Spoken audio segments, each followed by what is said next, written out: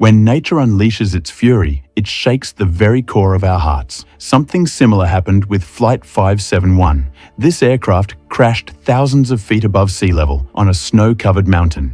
The survivors of this tragedy were left with only one option to stay alive: eating the flesh of their own family and friends. The story of Flight 571 can either be seen as the world's greatest miracle or the most horrifying tale of cruelty in human history. But one thing is certain: hearing this story will leave you shaken. This spine-chilling tale begins on October 12, 1972, when a chartered flight took off from Uruguay in South America, bound for Santiago, the capital of Chile. On board were rugby players, their family members, relatives, and friends. In total, there were 45 people on the flight, including 9 crew members. The journey was supposed to last 3 hours and take them to their destination, but they had to cross the treacherous Andes mountain range on the way. Unfortunately, the weather turned against them. Due to bad weather, the flight made an emergency landing in the city of Mendoza, Argentina. The plane stayed there overnight, and the next day, on October 13th, it was ready to take off again. However, the weather was still unfavorable. The only reassuring fact was that the pilot had flown this route 29 times before and was well versed in navigating the Andes.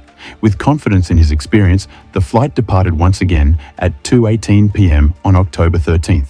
It was supposed to take just 1 hour to reach Santiago, and the pilot was confident that they would arrive safely within that time. The plane was cruising at an altitude of around 18,000 feet, steadily crossing the Andes. But as they advanced, the weather deteriorated further, reducing visibility to almost nothing.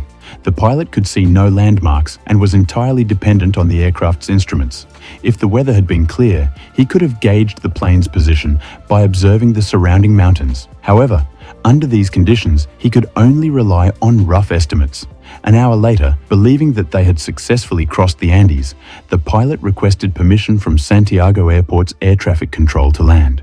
When ATC asked if they had crossed the Andes Mountains, the pilot confidently replied that they had. Trusting the pilot's report, ATC granted permission to land and instructed the pilot to descend to an altitude of 11,500 feet. At 3:21 p.m., the pilot began gradually lowering the plane's altitude.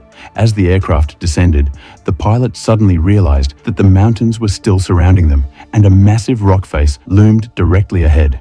In a desperate attempt to save the flight, the pilot tried to pull the plane up, but it was too late. While trying to ascend, the plane's tail struck a mountain, breaking off entirely. The impact caused the passengers seated in the rear to be ejected into the air, and 3 of them lost their lives instantly. The collision also severed the aircraft's right wing, destabilizing it further. The left wing soon struck another mountain and broke apart as well. Now, only the front section of the plane remained, hurtling downwards at a speed of 350 kilometers per hour before crashing into a glacier. The impact obliterated the aircraft, and the pilot died instantly. Out of the 45 people on board, 12 were killed in the crash, leaving 33 survivors. However, most of the survivors were severely injured and had no idea where they were. The wreckage of the plane lay scattered on an isolated, unnamed mountain in the Andes, at an altitude of 3,570 meters. Whether these survivors would make it out alive was uncertain. What had happened so far was just the beginning. The true horror of this ordeal was yet to unfold, and what these people would face next was beyond anyone's imagination. The desolate Andes Mountains, with their freezing temperatures and harsh conditions, were about to become a living nightmare for these survivors. Hearing the rest of their story will send shivers down your spine. Among the injured was a passenger named Nando Parado, who had suffered a severe head injury and slipped into a coma. To make matters worse, the sun was setting, and night was fast approaching. The rescue team did not have much time to find the survivors, as spending the night on this icy mountain would be nearly impossible. Temperatures dropped to minus 30 degrees Celsius after sunset, making survival extremely difficult. 4 aircraft were immediately dispatched for the rescue mission. These planes scoured every corner of the Andes Mountains, but found nothing. The crash site was covered in white snow and dense fog, and the plane itself was white, making it nearly invisible from above. This camouflage made it extremely challenging for the rescue team to locate the wreckage. As night fell, the rescue operation was suspended for the day. The survivors clung to the hope that they could endure just one night and that someone would come to save them the next day. They used the remains of the crashed plane as a makeshift shelter and tried to survive the freezing night. It was a terrifying ordeal, as they had to endure temperatures as low as -30 degrees Celsius. Despite the extreme cold, they held on to the hope that help would arrive in the morning. However, the harsh conditions took a toll, and 5 survivors succumbed to the freezing temperatures during the night. This reduced the number of survivors from 33 to 28. On the morning of October 14th, the search operation resumed with 11 planes sent out to locate the crash site. Yet, the same issue persisted. The white plane blended perfectly into the snow-covered mountains, making it impossible to spot. The rescue planes flew directly over the crash site multiple times, but the wreckage remained hidden from view. Realizing this, the survivors tried to signal the rescue team by writing SOS on the plane's surface using lipstick. However, they soon realized that the lipstick was insufficient to create a large enough signal. They then used their suitcases to construct a large cross on the snow, hoping it would be visible from above. That day, 3 planes flew overhead, but unfortunately, none of them spotted the survivors. The day passed without any rescue. The following day, October 15th, brought the same heartbreak. Despite repeated efforts, the rescue teams were unable to locate the crash site. By now, the remaining survivors had come to terms with the grim reality of their situation. It was impossible to predict when help would arrive. Realizing this, they began to develop survival techniques using whatever they could salvage from the wreckage. They melted snow using sunlight to collect water drop by drop, but they had almost no options for food. On the 3rd day after the crash, October 16th, Nando Parado finally woke up from his coma. Upon regaining consciousness, he was devastated to learn that his mother had died in the crash and his 19-year-old sister was critically injured. Days continued to pass, but there was still no sign of rescue. The small amount of food they had on the plane had already run out. The sun's rays, reflecting off the snow, were causing damage to their eyes. Enduring hunger, thirst, and unbearable cold, they had somehow survived 8 days on the mountain. Rescue planes continued to fly over the area, but failed to spot the survivors. On the 8th day, Nando Parado's sister succumbed to her injuries and passed away. Meanwhile, the search operation was officially called off after 8 days due to heavy snowfall in the region, which made further efforts impossible. The rescue mission was postponed for 2 months. Authorities assumed that all passengers had perished within these 8 days. They planned to recover their bodies after 2 months and return them to their families. Back on the mountain, the survivors found a radio in the wreckage. When they turned it on, they heard news about themselves. The search operation for Flight 571 had been suspended for 2 months. This news left them utterly devastated. Until then, they had clung to a faint hope of being rescued. But now, they were hearing reports of their presumed deaths on the radio. The last ray of hope that had kept them alive was now gone. They realized their situation was dire and survival seemed impossible. At this point, they had only 2 choices: either let the circumstances overpower them or fight back with all they had. To protect themselves from the cold, they tore apart the plane's seat cushions and stuffed the insulating material into their clothing. They used seat covers to fashion makeshift shoes suitable for walking on the snow. But the biggest problem was food. With no alternatives left, they faced a harrowing decision: to do something unthinkable, something that had likely never been done in human history, something that would make anyone's soul shudder. They made the harrowing decision to eat the bodies of their deceased family members, relatives, and friends, people they had once played sports with and shared their lives with. This decision was not easy by any means. Initially, some survivors refused outright, but as hunger became unbearable, even they were forced to consume the remains. Days continued to pass, and they had no solid plan for their rescue. At night, they took shelter inside the broken plane to escape the freezing cold. But on the 16th day after the crash, October 29th, nature dealt them yet another devastating blow. While they were sleeping, they suddenly felt the ground tremble as a massive chunk of ice broke off from the mountain and came hurtling down. An avalanche swept over their broken plane, burying it under tons of snow.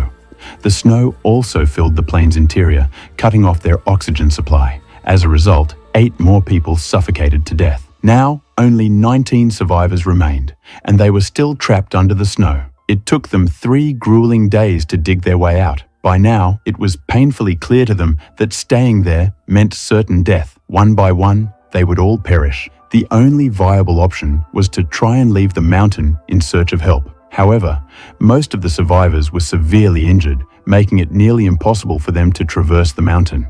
Among them, 3 were less injured and decided to take on the risky journey to seek help.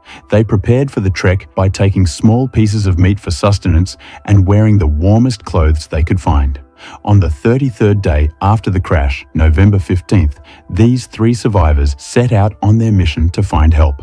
As evening fell, they spotted another part of the crashed plane, the rear section, which had broken off earlier. When they reached the wreckage, they discovered a stash of food and other supplies inside. They decided to spend the night there, which proved to be better than the nights they had endured previously.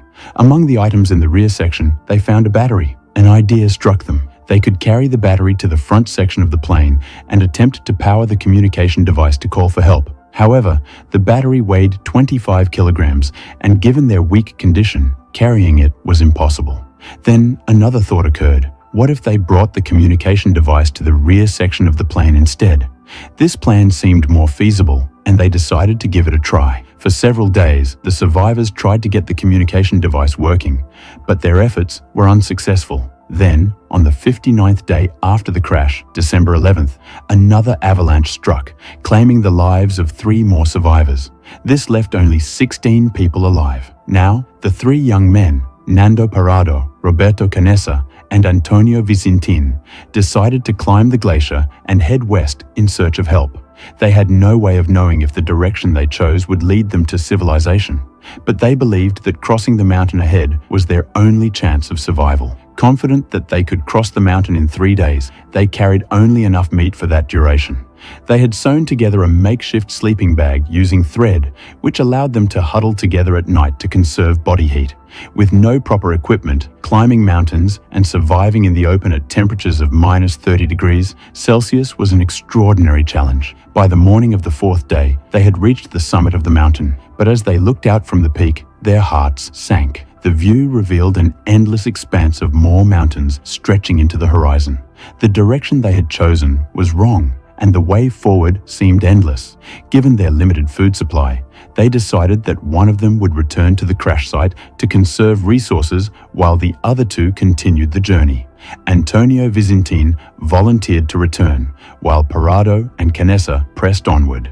As Parado and Canessa climbed another peak, they finally realized they were heading in the right direction. They kept walking, guided by instinct and hope. After several days, they came across a small stream. They decided to follow it downhill, believing it would lead them to people. For 9 grueling days, they traveled along the river, enduring exhaustion and hunger. Finally, on December 20th, they spotted 3 men on the other side of the river. It was a moment that marked the end of their harrowing ordeal in isolation. They were utterly exhausted. Over the past 9 days, they had hiked a staggering 61 kilometers across the treacherous mountains, and now their destination was within reach. Spotting the men on the other side of the river, they shouted desperately for help. However, the river's strong current drowned out their voices, and the men on the other side could not hear them clearly. Frustrated and disheartened, Parado and Canessa watched as the men on the other side gestured "tomorrow" and walked away. No help came that day. The following morning, the 3 men returned, this time equipped with a pen and paper. Wrapping the pen and paper in a rock, they threw it across the river to Parado and Canessa. Nando Parado picked up the note and pen and quickly wrote down the entire story of their ordeal. After reading the message, the villagers on the other side finally understood the gravity of the situation. They remembered hearing about a plane crash in the mountains and the search efforts that followed, but were stunned to discover that anyone had survived. One of the villagers rushed to the nearest town to inform the military. The Chilean Air Force quickly organized a rescue mission. Nando Parado accompanied the rescue team on a helicopter, guiding them to the crash site. On December 22, 1972, 70 days after the crash, the remaining survivors were finally rescued. Their condition was dire, but their spirit had endured. Out of the 45 passengers aboard Flight 571, only 16 survived. This harrowing story is both heartbreaking and awe-inspiring. It's hard to imagine the unimaginable struggles these people endured during those 70 days. Let's hope that such a tragedy never occurs again. So friends, that's all for today's video. If you found this story compelling, please give this video a like and don't forget to subscribe to the channel. For more fascinating stories, click on the video that's on your screen now. I'll see you in the next one. Thank you.